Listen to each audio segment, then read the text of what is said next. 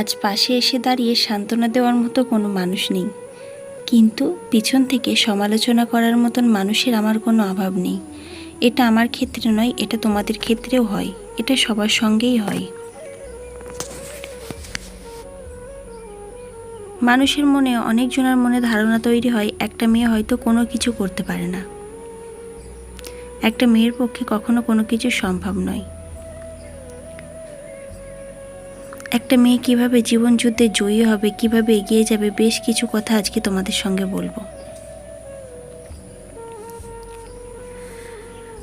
ছোটবেলা থেকেই মেয়েদের কিন্তু পিছনের দিকে ফেলে দেওয়া হয়, কারণ বাড়ির যদি অর্ধেকটা কাজকর্ম থাকে, বেশ কিছু বাড়ির গার্জেনরা থাকে মেয়েদের বলে করার জন্য, আর বেশ কিছু বাড়ির গার্জেনরা কখনো মেয়েদের সেভাবে প্রেশারই দেয় না, কারণ মেয়ে তো পারবে না, তো যদি ছেলে থাকে তাহলে বলবে।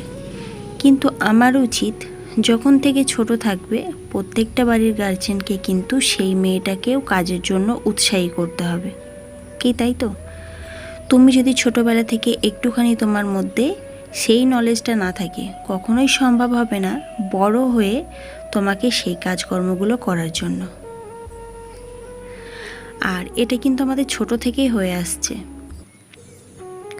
ছোটবেলাকালীন দেখবে আমরা কিন্তু অনেকজন আছি কোনো কিছু দায়িত্ব নিতে চাই না, মেয়ে তো শুধু জাস্ট বাড়ির দুটো কাজ করব আর স্কুল পড়াশোনা, আর যদি চাকরি কিংবা কোনো জব পাই তাহলে ব্যাস লাইফটা সেটেল হয়ে গেল, ভবিষ্যতে বিয়ে হয়ে যাবে, আর কোনো সমস্যা নেই। হয়তো বড় হওয়ার পর অনেক মেয়েরা আছে সেগুলোকে শিখে যায়।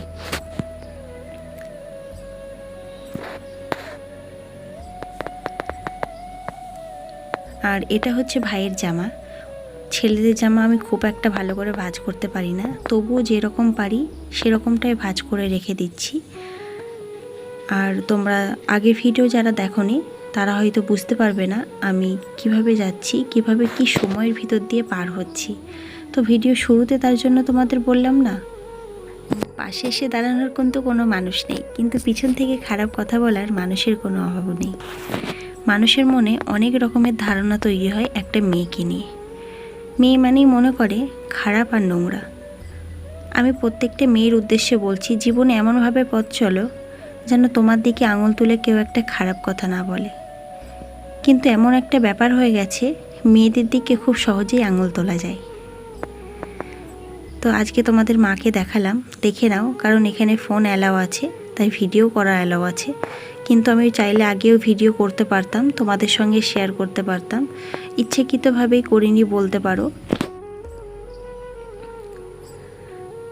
কারণ চেয়েছিলাম মা একটু সুস্থ হবে তখন তোমাদের দেখাবো, তোমাদেরও ভালো লাগবে। তো মা অনেকটা সুস্থ আছে। যারা আমার আজকের ভিডিওটা দেখছো তারা কোনোভাবেই বুঝতে পারবে না আমার ধারণাগুলো, আমার মতামতগুলো, আমার যুক্তিগুলো। আর যারা আগের দিনের ভিডিও আমার দেখেছো তারা তো সব কিছু জানো, কিভাবে আমাকে বাড়ি, হসপিটাল, বাচ্চা সমস্ত কিছু এখন একা হাতে সামলাতে হচ্ছে বলতে পারো।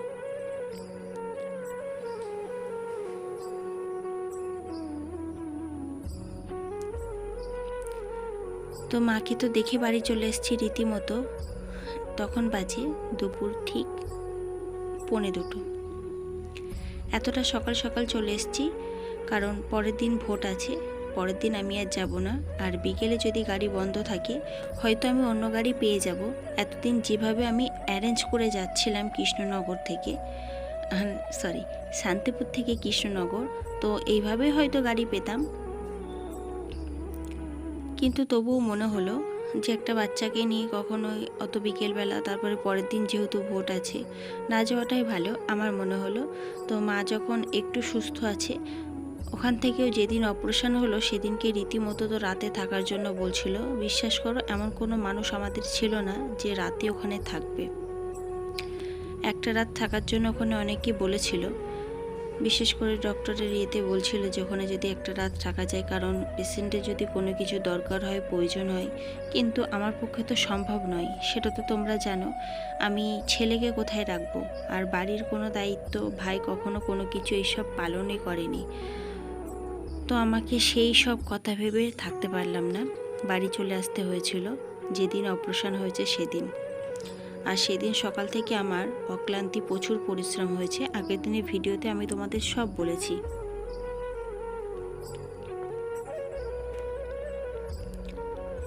আজকে যখন মাকে দেখতে গেলাম দেখছি ব্লাড এখনও একটা চলছে, কারণ আমি দুটো ব্লাড যেহেতু কিনেছিলাম, একটা ব্লাড পরের দিন প্রথম দিন দিয়েছিল আর একটা পরের দিন দিচ্ছে। তো আমি গেলাম, সিস্টার দেখলাম আমার থেকে সই করিয়ে নিল, কারণ আমি যেহেতু গার্জেন হিসাবে রয়েছি তো সই তো আমাকেই করতে হবে। তো রীতিমতো সই করে মাকে দেখে মার যাবতীয় যা জিনিসপত্র লাগবে এখান থেকে বেশ কিছু জিনিস আমি নিয়ে গেছিলাম, আরও বেশ কিছু জিনিস যেগুলো দরকার লেগেছে সেগুলো আমি ওখান থেকেই কিনে দিয়েছি।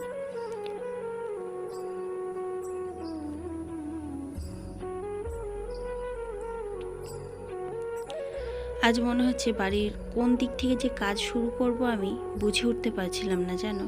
হয়তো এইরকমই হয়, কারণ মায়ের সঙ্গে থাকতে থাকতে অভ্যেসটা এমন হয়ে গেছে না, হয়তো মা একটা কাজ করে আমি একটা কাজ করি, এরকমভাবে আমাদের কাজ হয়ে যায়। কিন্তু আজকে যখন প্রত্যেকটা কাজ আমাকে একা নিজে হাতে করতে হচ্ছে, বুঝে উঠতে পারছিলাম না কোন দিক থেকে শুরু করলে কাজটা হয়তো শেষ হবে। আর কাজ আমি শেষ করে উঠতে পারছিলাম না। ঘর পরিষ্কার করা, জামা কাপড় কাচা, এ টু জেড বলতে পারো যা কিছু। তারপরে তো রান্না রয়েছে, আর এমন সময় হঠাৎই বাড়ির গ্যাসটাও কিন্তু ফুরিয়ে গেছে। তো পরের দিন সকাল না হলে গ্যাস আমি পাবো না। তো এখন আমাকে উনুনে রান্না করতে হবে। সমস্যাটা হচ্ছে মেন জায়গায় এখন এই এত কিছু ব্যস্ততার মাঝে আবার আমাকে উনুনে করতে হবে রান্না।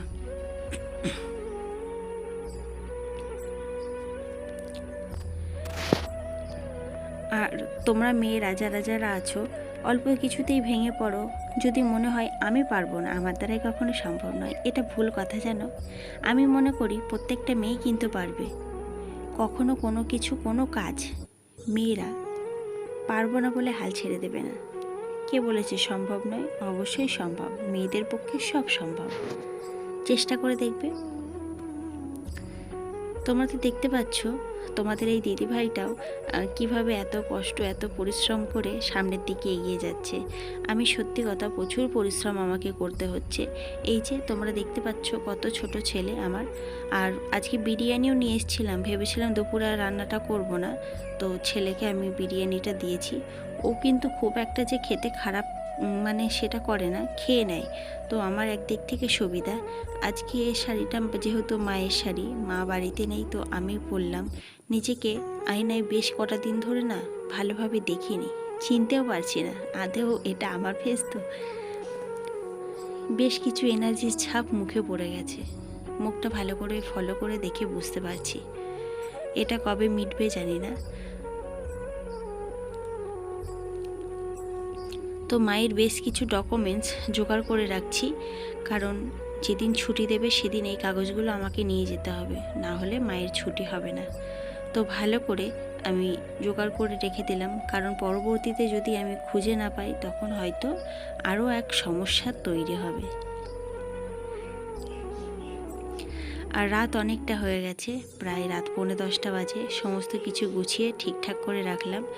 ঘরের কাজটাও লাগিয়ে দিচ্ছি, কারণ এখন শুয়ে পড়বো যেহেতু। আর কাজ খোলা রেখে শুতে একদমই ভালো লাগে না। ঘরের কাজ জানলা সমস্ত কিছু লাগিয়ে দিয়েই শোবো। আমার যেন কেমন একটা ডাউট লেগেই যায় জানলা খোলা থাকলে। পরের দিন সকালের জন্য বেশ কিছু ছোলা ভিজিয়ে দিলাম, কারণ ছেলে আর ভাই খাবে।